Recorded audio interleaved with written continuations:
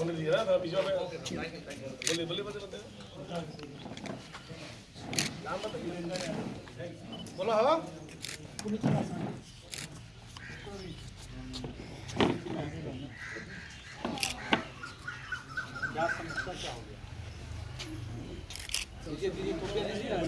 आगे से भैया भैया इधर।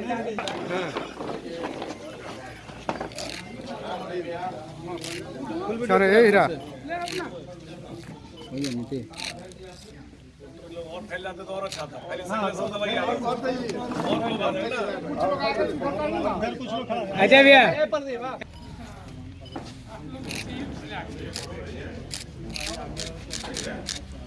ठीक है, हो गया।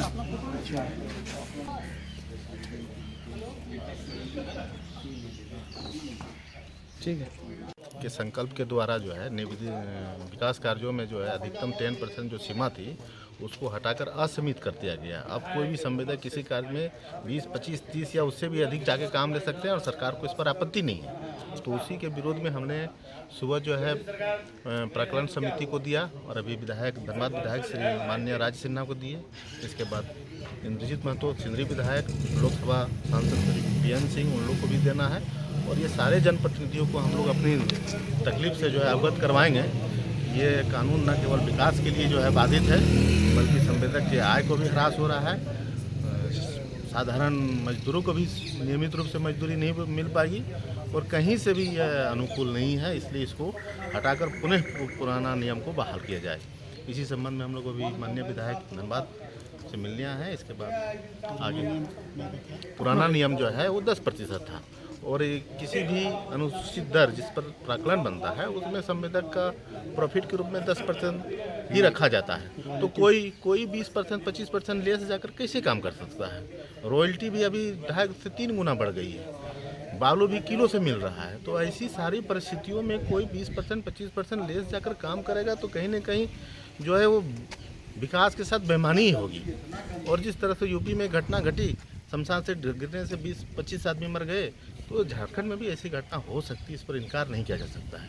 तो इसी सब संदर्भ में हम लोग अपने जो जनप्रतिनिधि हैं उनको अवगत कराएं। उन्होंने भी आश्वासन दिया कि नहीं, इस पर हम लोग सवाल उठाएंगे विधानसभा में। और इसी के सब मैं राजेश सिंह, धनबाद संवेदक संघ। नहीं, बहुत महत्वपूर्ण विषय पर संवेदक संघ आज मुझसे मिले हैं और उन्होंने एक ज्ञापन भी सौंपा है।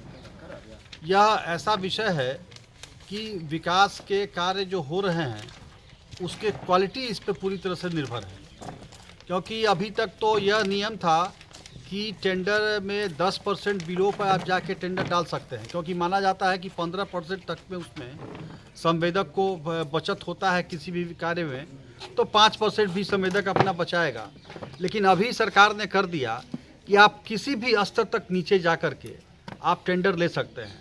टेंडर के क्वालिटी, काम करने के क्वालिटी हो या ठेकेदार का उसका अपना कितना उसका स्टेटस है, ये सब नहीं देखना है। वह कैसा काम करता है इसको नहीं देखना है।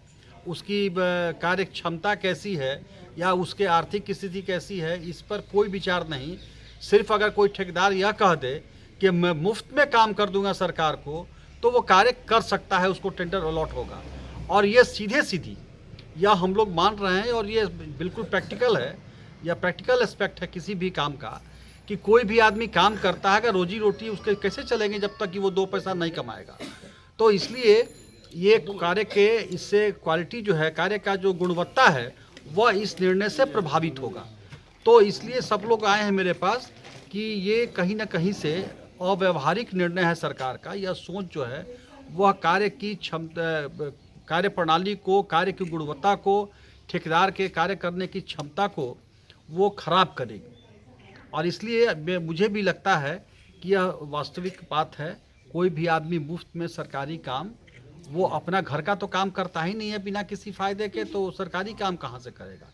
और इसलिए यह हम सरकार से मांग करेंगे, माननीय मुख्यमंत्री से मांग कर रहे हैं, हम उसके प्रधान सचिव से मांग कर रहे हैं कि इस पर पुनर्विचार करने की आवश्यकता है।